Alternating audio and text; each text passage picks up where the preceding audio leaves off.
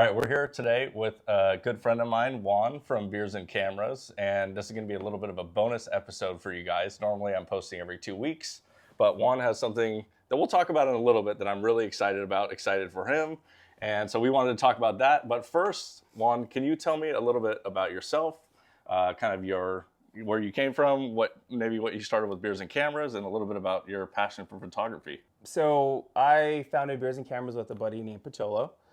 But that happened in late 2015. Before then, I used to pick up cameras, going out with friends and like nightlife type stuff, like little point and shoot. Yep. I was that guy. I was the guy with like the what is it called? The party camera, the party point and shoot. camera. Yeah, we're in the sure. elevator, Yeah, in sure. Vegas, that kind of thing. You're the guy that, another photo, but then they get the photos and okay, actually this is good, right? Yeah. And then they start trusting No, you, really, right? that was like the fun part. Yeah. And then their friends saying, "Yo, delete that," and then I'm like, he showed it to them like months later, I thought you deleted it. Yeah. So I was that guy. And then life continued on, and I had my first child. And then I was, using, back then, phone cameras were pretty horrible. This is in 2009. I mean, not like today, right? It was the death of film, we thought at that point, right? Yeah. So, and I was shooting film, obviously, for a lot of those earlier shots in Vegas. I remember like those disposable cameras. Yep. Whatever. For sure. That's really what we got back. Definitely. But anyways, so then I had my first child, which is Giselle. And I kind of was like, I need to start documenting this. Like, she's growing so fast. And I was kind of doing research and learned about Sony stuff, Sony mirrorless cameras. Yep. I went down that rabbit hole. I'm kind of a gear nerd. So Yeah. then I was like focused not on just the photography side, Which but everybody in the channel will enjoy that. I think most of us are gear nerds. So, we're going to appreciate that and understand. I think so having something in life like a child, I think a lot of people will kind of resonate with that, because I've heard a lot of people where maybe they've had a passion for photography for you, but really that ignites kind of like almost a necessity. You have to document the family. Right. You want to document that like milestone in life, and it's like a project. So that's I really like that. I mean, that's very cool. So you're documenting your first child, and then it just kind of goes crazy. Yeah, from there, I right? realized all the cameras you can go into, and I started upgrading NEX5 to the 5N to the NEX6 to the 7, blah blah. Yep, we get that. And then I got into the Fuji stuff. Okay. And I think this is kind of a natural progression for people too. But you start exploring Fuji, and you start, oh wow, look at the dials. You like the tactile feel, the Yeah, dials, the kind of look. taking you back to your film photography roots a little bit, right? Yeah, that I used to shoot film in high school, so for sure. So I got the Fuji XE1, and I really wanted the Fuji X Pro 1. Okay, And nice. one thing led to another Oh, down that route. I still held on to the Sony stuff because Sony was coming out with medium, full format. Full frame, yes. Full format. Full frame. Yes. And I bought the A7. Okay. Then I bought the A7R. Kind of the same thing, right? But now instead of APS-C, progressing through. Definitely. But through all this, then when did the Beers and Camera thing start? Well, yeah. So then I still had the Fuji stuff because I was using the Sony for like one reason, kind of, and I was gravitating to the Fuji stuff. Different tool for a different job. More fun to shoot. Yeah. And I met up, I bought a lens off a buddy named Pacholo. Okay. Who at the time wasn't my friend. I just met up with him at a Starbucks and bought a lens off. A lot of us have done. Sketchy Craigslist deals and Facebook Market. You don't know who's going to be there. But yeah, he turned out to be really cool. Okay, that's cool, yeah. Like a weirdo, I kept up with messaging him after the fact and saying, dude, I love this lens. I totally get it, yep. Because he had shown me a different lens at the time at that Starbucks. And kind of like we started kind of talking back and forth. And then we met up you share the passion, right? So. Yeah. We were texting into the late night, and my wife was getting jealous now. And then we met up at Starbucks again. Okay. And we were doing these little coffee hangs, right? Just me and a buddy, like when you and I are hanging out. Yep. And then I decided, well, hey, let's put this on Instagram. Okay. At that point, it was like 3 of us that were kind of meeting up, 4 of us. Yep. And yeah, I shared the link with everybody in the group through like a text message. Nobody really took it seriously or posted to it very much or at all. But then the next meetup, I just started like advertising it on there. And at that point, I moved into like a different part of San Diego, which had breweries and whatnot. Okay. So now our meetups. That's where the beers part of it came into that. That's a good place to meet up. There's open space and you can kind of talk. And for sure. A lot of photographers enjoy beer. And that seems like a natural progression now. But it's like. At the time. You didn't think about it too much at the time, right? No. It just, a buddy that was showing up to the meetups was Adam. And he's like, I think he might have even mentioned, well, let's go to a brewery. Yeah. I'm like, okay, cool. We all met up there. For sure. It progressed, and I just kept posting to Instagram and kind of just took it over, and I just kind of took care of the account basically for us. And we would meet up every 2 weeks from late 2015, November through COVID for sure, every 2 weeks. For sure. That's kind of how it started. Well, that's. So. I think a lot of us will be able to relate to that because I can't tell you how many Craigslist deals or things. You know, I think a lot of us will have similar stories. I've met a lot of good friends kind of through stuff you wouldn't expect. You know, and definitely through the Leica stuff, which you know we're both very passionate about. Right. Yeah. But yeah, no, I think that's really cool and does show like your true passion for cameras, and the gear, people, because the community is what makes photography so special. I think, you know, it's like we bond over this common thing of making an image or the gear. You know, there's many different aspects you can go, which is fun. I enjoy that, but I think that really shows your passion for photography.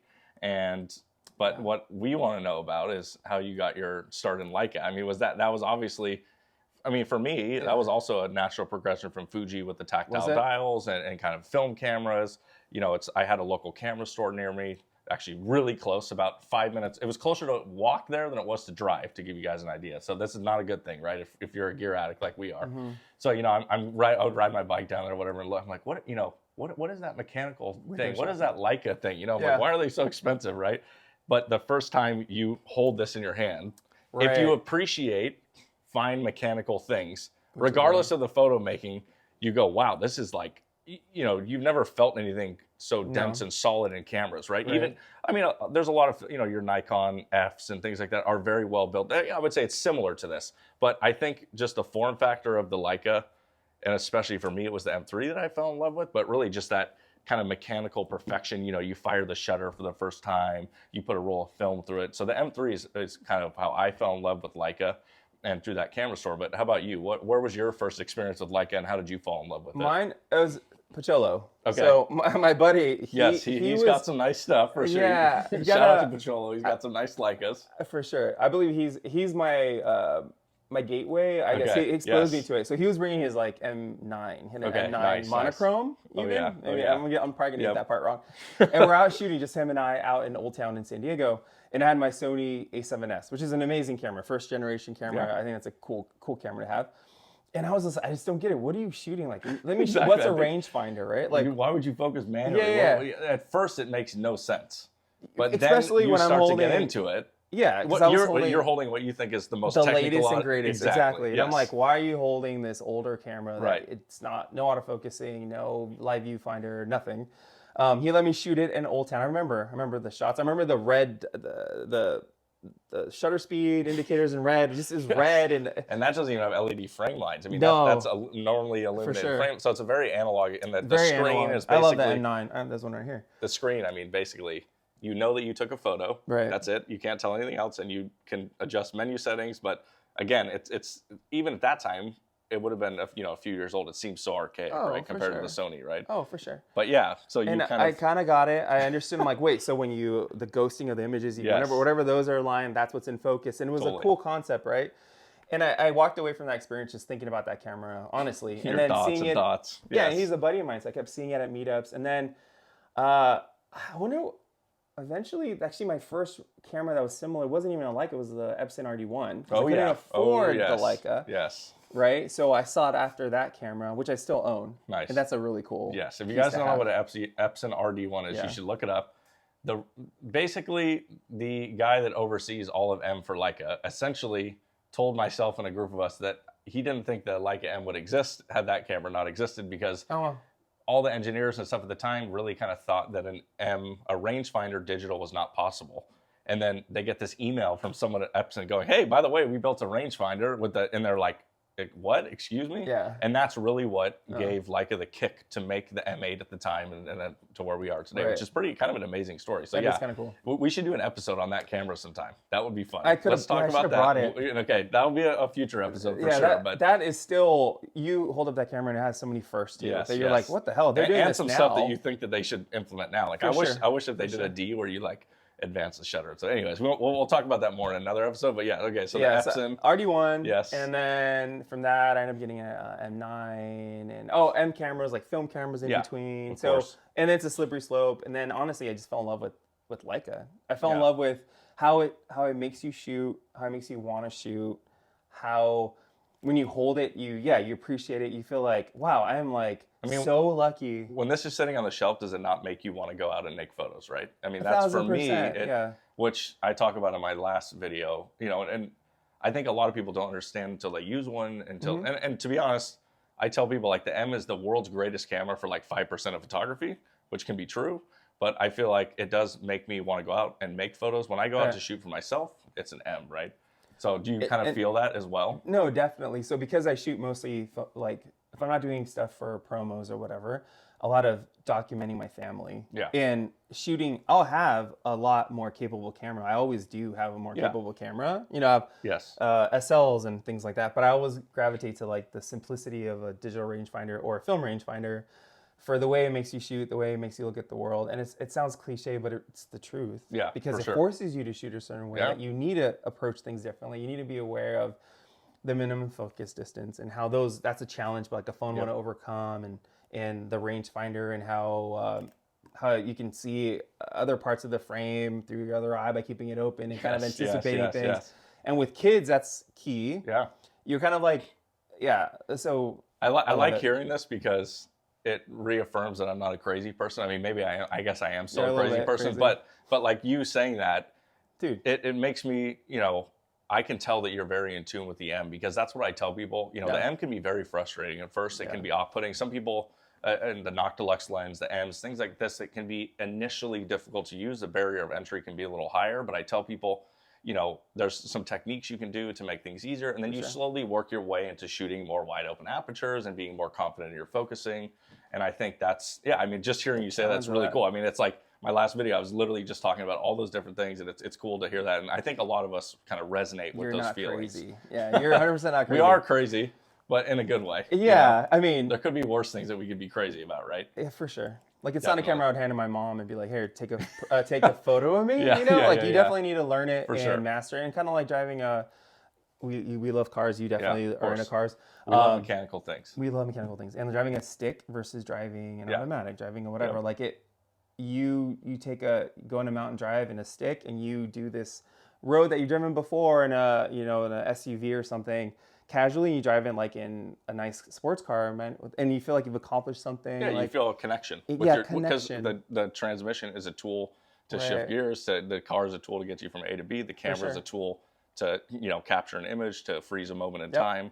So the theme I'm getting here is that we both love mechanical things, and that's why I love these conversations so much. Is because a lot of these people, and I want to bring more people on the show and kind of interview more people, because I love this. This gets me excited to go out and make photos, which is what this is all about, right? Yeah. And mechanical themes seem to be a very good connection for us. So I want to talk about kind of what the purpose of this video, something I'm really excited about. Mechanical thing. I'm very proud of my friend Juan and his accomplishment with this. It's been a long time in the making. Thank you. So something I'm admittedly not an expert in, and we were talking about this, is I do appreciate watches, although I have maybe half of 1% of the knowledge of watches that I have with Leicas. Leicas is my real passion, but like we said, we appreciate mechanical things, and we're both wearing something pretty special right here. Right. We'll throw some B-roll in here. So please tell me this exciting news that we have about a watch that how long have you been working on this? Well, the idea came well over 5 years ago. Okay. Well over 5. I don't know the exact moment, but well over 5 years. Because it took me a while to get off my butt to get it through start the patent process. It's a big overtaking. And what's special about this? So you would call this? So you have a patent on a complication, correct? Correct. It's a utility patent. Utility patent. Yeah, okay. On a complication for a watch. Yep. That basically distills the 70-16 rule, or the exposure triangle, into a complication you can wear on a watch through a bezel. You manipulate it through a bezel. Very simple idea. Surprisingly, wasn't patented before. Well, I don't think it's necessarily simple or surprising. I mean, you had a great idea. I don't know why. But the reason why we're showing you this, a lot of us love watches, of course, that are into Leicas and photography, but this is unique to photography. So is it a tool to help you with exposure, which we have a couple of our favorite manual cameras, the M3, M2s, different cameras, or you forget your light meter, or sometimes, for me, I have a light meter, I'm pulling it out, I don't know, it can be a pain sometimes, right?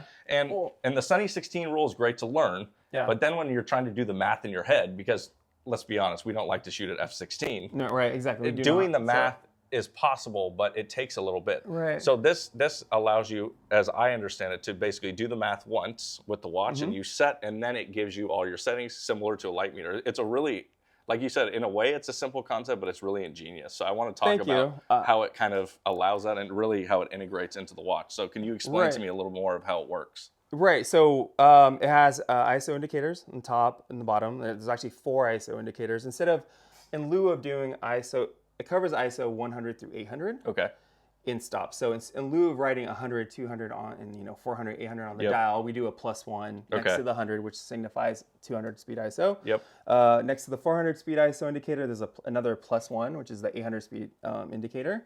But yeah, so basically you orient yourself with what speed film did you load in your camera? Similar to a light meter. Yeah. Where you set your ISO. Set your ISO first. So you lock that in first. Yeah, whether or not you're pushing film or not, but what is your ISO? Yep. And then what aperture you want. So it's aperture priority. So what aperture you want to shoot at the image. Is mostly do you want to shoot street at f8, f11, f5.6, or do you want to go ahead and shoot like a portrait? Okay.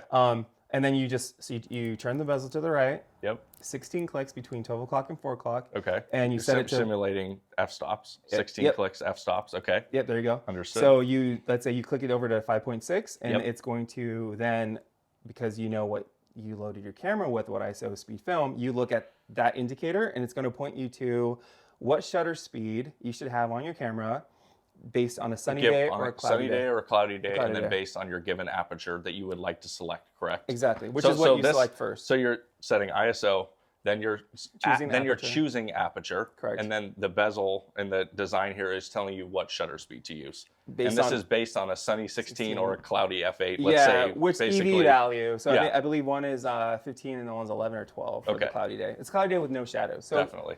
And what I love about it, and I think why it will work or does work so well, is because film has latitude. I mean, most film does. For sure. So, and I love taking my M3 out, because I do have an M3 as well. That's not here. And shooting at sunny, you can figure it out. You can kind of like figure it out. You know what I mean? But let's say you this start is off, so much quicker though, because if you go in varying lighting and you go somewhere shady, or you go to, you have half a roll in your mirrorless camera. You're done with the roll. It was ISO 100 speed film. Then you load 200 speed film.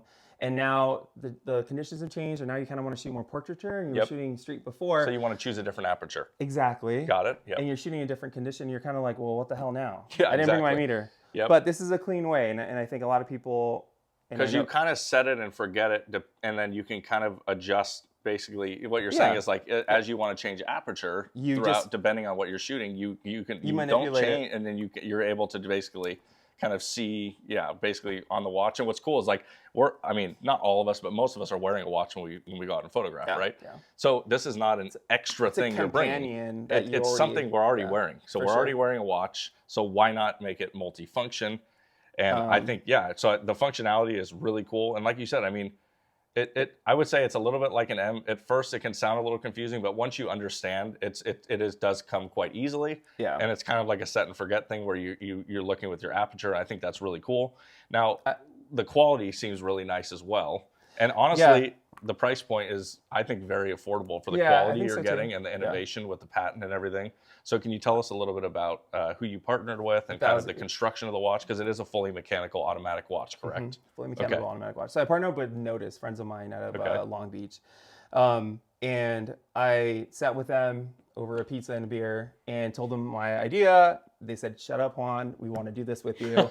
And we moved forward from there. This is before the patent process was completed. Yeah. Then we worked hard. There's so many details about the watch that we went back and forth on. And they are not photography people or whatever. So I definitely brought that to the table. And they, of course, taught me what it's like to design and make a watch. Which there's a lot to. Yes. But there's aspects of here that you'll probably notice, like the color. Oh, the second hand, for one. It's blue. Yep. This the color blue. Because it's thin, and it feels very light on the wrist, which I like one of my favorite watches. The case. Well, I'm just talking about the overall construction, because we were talking about the tactile feel of the leica. Yeah. And it's a nice balance. I feel it feels quality. It feels nice, but at the same time, I've gotten some heavier, bigger watches, and I'm just like, they're beautiful, but man, I just don't like wearing them. They're too thick, they're bulky, especially when you're photographing. You want this to get out of the way, right? 100%. So I feel like it has a nice quality. I mean, even the clicks and everything. So Nodus was really good to work with as far as like coming with the quality. Can you explain like a little bit about the PVD and the? For sure. So Nodus is known in the micro. They have a good reputation in micro brands. I mean, if you're familiar with micro brands, you probably heard of Nodus. They were coming out with this new case design, and it's their new sector platform. So this new sector platform is thin. It's 11.7 millimeters thick. It's 40 millimeters at the bezel, 38 millimeters at the case. Okay. And it uses a Seiko automatic movement, the NH38. Okay. So tried and true tested movement. True. Yep. They also regulate their movements to plus or minus 10 seconds. So it makes it honestly a very honest, do anything, go anywhere kind of beater watch. Well, it's a good tool watch, right? I mean, it's very tool watch functional. First and foremost. Yeah, exactly. And that was actually part of what we took into the initial design. I know that I wanted to have an aluminum bezel insert. I know there's ceramic, there's other materials that are more robust, but I like that like classic Rolex. Yeah, you want it had aluminum bezels. Age you want it to fade, and because we love that about our cameras. That with our cameras. Mean, so that was one aspect. Also, what I wanted to integrate here is the material choice for the bezel itself and the crown. Ideally, I wanted brass because, as you know, with like you're holding a perfect example, the brassing. So the crown is brass with the PVD. Oh, wow. Okay. They couldn't do black paint. That was a little too far, but that's okay. Well, technically, though, PVD is a more high quality coating, right? Anyways, I mean, it is. PVD is the industry standard. Even my bags have PVD coatings, and they're very robust and functionally, it's a great coating. So we did that for the crown, and then we did the same thing. Now we wanted brass for the bezel, but that was deemed a little bit too soft because of the clicking mechanism. Okay, so we had to go with bronze, which is still. Oh, it's bronze. Okay, it's bronze. Really nice. Wow. So it's PVD over bronze. Okay. And so as you wear the watch, beat it up, hit it against tables, and drop it on the floor. Whatever you do with your watch you're gonna wear every day while you're out shooting, it'll start to show that orange. It'll start patina on you. Wow, so your watch will look different than your buddy's watch, and it'll look different. And in the first day, it'll look different. A year from then, 5 years from then. Definitely. That's a cool, unique feature that I think I love. I love the color choices that we did. That we went you with. have your logo on here. I love that. The logo's so cool. You have the BNC logo on there. Yeah, that's just on the first launch run though. Okay. From then on, we're dropping the logo. So that's one. Yeah, that's one thing to point out is okay. So tell me about that then. Kind of this ordering process. So it's a pre-ordering for a delivery, hopefully in the summer sometime. In June, yeah. Okay, nice. Yeah, so it's pre-sale. We're not limiting it at this time. So it'll be open, and if you order a watch, you'll get a watch. Yes, absolutely. Up until they're going to close the pre-sale before June at some point. Yep. But the BNC logo is unique for this first run. For this first run. After that, we're losing the BNC logo. Nice. And it also has some BNC writing on the back where we talk about the patent number. Oh, wow. Our collaboration. Cool. It's got an aperture. Oh yeah. Okay. We'll show B-roll of all this stuff. But yeah, that's really cool. So I love the case back. It was important to me to not be super on the nose about a photography watch. Yeah. You can imagine photography watch, cool. The dial's gonna look like an aperture, and then the hands are gonna be a little like. It's not gimmicky. It's not gimmicky. It doesn't scream photography. Thank you. You could anybody could wear this. Right. And if you don't know about photography, it's still a beautiful watch. It's something you can wear every day. And I think. What's cool is you were telling me it's going to include both the rubber band as well as the as this band as well, right? This band as well with the Nodus micro adjust built in. Which by the way, the quick release system on that's really cool. I just tried this one on for the first time. It's really cool. So that's nice. You're including kind of both options, so you can dress it up or down. And then the black rubber tough tag. That's really comfortable. Yeah, which is I've been kind of I love obsessed it with rubber straps. I don't know. A NATO band would look good on this. I think it'd be a bit of a strap monster. It's got 20-inch It's a good lugs, base. Yes, there's a lot. 47 millimeter, I think, lug to lug, which is really comfortable. Okay. Yep. And you're right.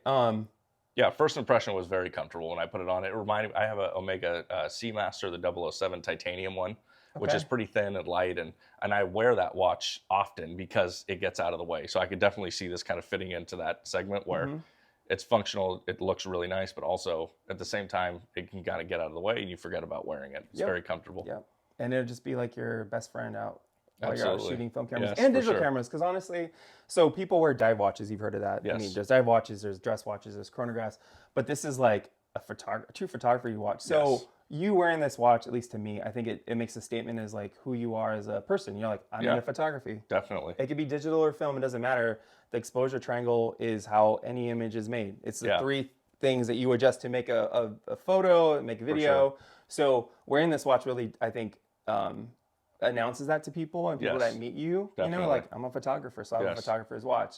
I often wear a diver's watch. I've never gone diving in my life. I time stuff. I agree. I mean, I guess I free dive, but yeah. I time stuff. Like my car's been parked there for 15 minutes. I gotta go back. But this is gonna be what I tell the world. Yeah, Like, for sure. I'm a photographer. It's on my wrist. Yep. It's around. I'm always wearing a camera anyways. Yeah. So it's a perfect companion, really. Honestly, Yeah. it is, especially for our analog and but like amazing you said, loom on it. Yeah, that's cool. That's the loom. I mean, Nodus does so many things right. So definitely lean heavily into what they do well, and we Yes. just added the complication to it.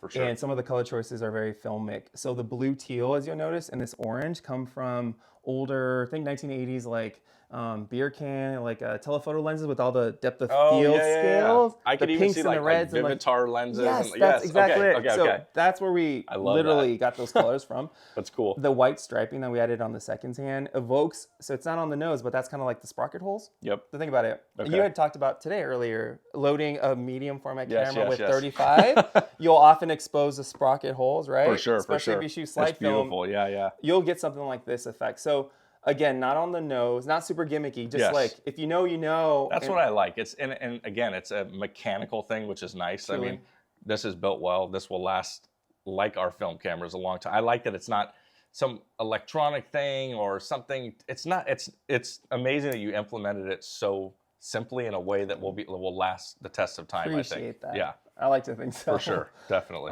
Yeah, super happy about it. This comes out February 24th. So I don't know when this is airing, but definitely probably after soon. February 24th. Yeah, I mean soon, but that's like tomorrow. We're recording this a little last minute, but it's something that I really wanted to kind of show you guys. I'm just so proud of Juan. I mean, this is something Thank you. like this is not just someone, taking someone else's idea. Like this is genuine. I mean, you've been talking to me this for so long, figuring out how to implement it. I mean, getting a patent in its own right is a great accomplishment, and then to like finally have the production version here sitting here is like, wow, it's like so cool.